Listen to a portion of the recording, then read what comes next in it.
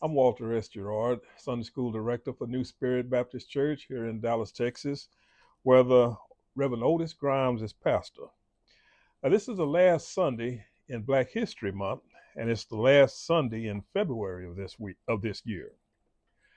And our lesson for today, February the 25th, in the year of our Lord 2024, is faith in God's purpose. Faith in God's purpose. And the reference scriptures for this lesson are taken from the book of Habakkuk, the second chapter, and the first through the fifth verse. This is lesson 13 in our lesson series, Faith That Pleases God. This is lesson 13 in our lesson series, Faith That Pleases God. And it's lesson 4 in unit 3 of this lesson series, The Righteous Live by Faith. Unit 3, The Righteous Live by Faith. Habakkuk was one of the minor prophets, which means the extent of his writings are significantly less than the writings of the major prophets. It has nothing to do with the significance or the importance of his writings. The book name for this prophet is written as a conversation between the prophet and God. The conversation takes the form of 3 questions from the prophet and God's answers to each of them.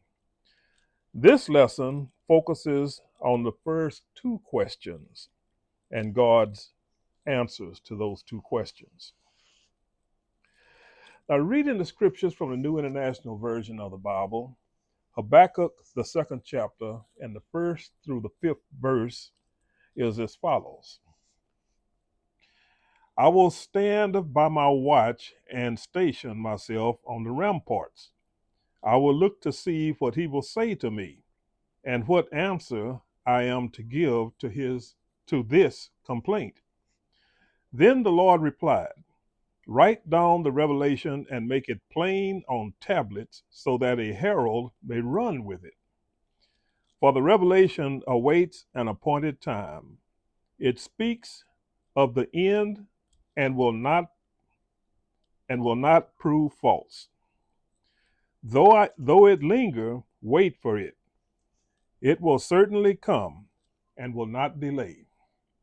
See, the enemy is puffed up. His desires are not upright, but the righteous person will live by his faithfulness.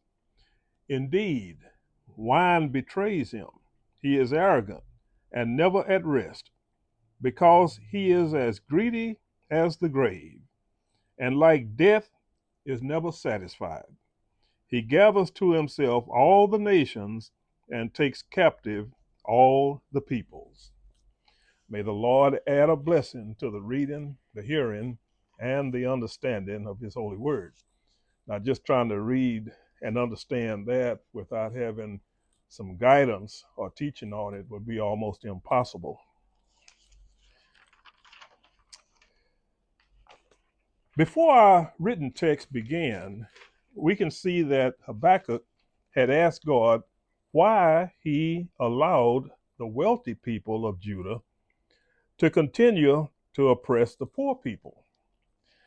God's answer was that he was raising up the Babylonians to punish Judah for its wickedness. Now, this answer was even more disturbing to the prophet than what he considered God's allowing the rich people to get away with oppressing the poor people. And also, he asked God his second question, and so he asked God his second question. Why on earth would he use a more wicked people to punish his chosen people? Now, this is where our written text begins. As the prophet waits for God's answer to his second question, he presents imagery of himself as a watchman. The comparison is that just as a watchman stationed on the wall of an ancient city patiently kept watch for any approaching danger or enemy, He would be patiently waiting for God's answer. Also, he anticipated that God would rebuke him for questioning him. So he uh, he contemplated how he would answer God's rebuke for his question, or his complaint, as it is called in verse 1. Now, in verse 2, we see God's answer. He begins by telling the prophet to write what is about to be revealed to him on tablets so that a herald could run with it. Now, in ancient times, writing was done on scrolls made of papyrus, which could easily be burned or destroyed. Here we see where God says to write on tablets, which most likely were made of stone, like the Ten Commandments were written on. These wouldn't be so easily destroyed. And by saying, quote, so that a herald may run with it, unquote, God is making it plain that the message is to be taken to all of his people. A herald would go quickly throughout the land and announce important messages, especially messages from the king. Now, this message would be from God himself.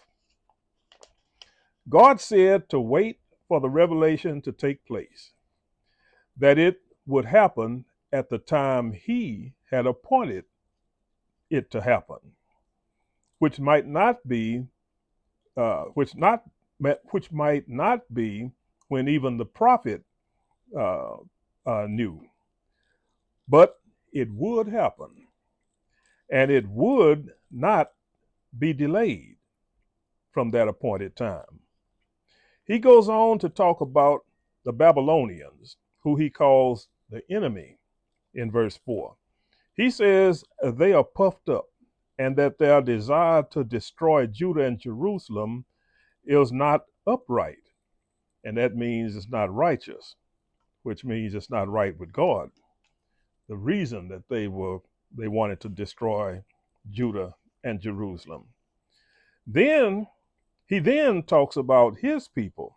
He says, but the righteous person will live by his faithfulness. This verse teaches us that God is against those who think they are so high and mighty that they can do whatever they want. However, he will use people like that to accomplish his will. In this case, to punish his people for their wickedness. Also, that unlike the person who lives like he or she can do whatever he or she wants, the one who is righteous or right with God will live by his or her faithfulness. And that's faithfulness in God, or faith in God. And in the final verse of our printed text, verse 5, we see that God says through the prophet that wine betrays the Babylonians, which is possibly a reference to the celebrations they had after each victory, and that they are arrogant and never rest. Also, that they are as greedy as the grave and are never satisfied, like death. All this is to say that the Babylonians never say enough, never say that they have conquered enough nations or taken enough people into captivity. Now, that's the end of our printed text. However, if we continue reading, we see that God will punish the Babylonians for a great many reasons. And in the last verse of chapter 2, God tells the prophet to be quiet. He says, quote, but the Lord is in his holy temple.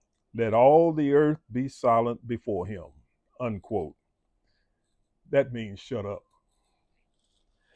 The takeaway for us from this lesson is that God might use our enemies to punish us for our disobedience. In other words, when he wants to punish us, he might allow someone who wants to do harm to us anyway to do just that. However, because they would do harm to us out of evil intentions, he will punish them also for doing it. Also, when we see people always doing evil and it seems like they're getting away with it, we shouldn't feel like, why can't we do the same? It's because the righteous will live by their faithfulness, faith in God's purpose.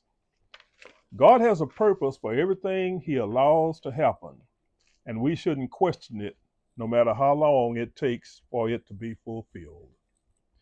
Faith in God's purpose. I hope you've gained at least one thought from this lesson. May God bless you, and may he ever keep you.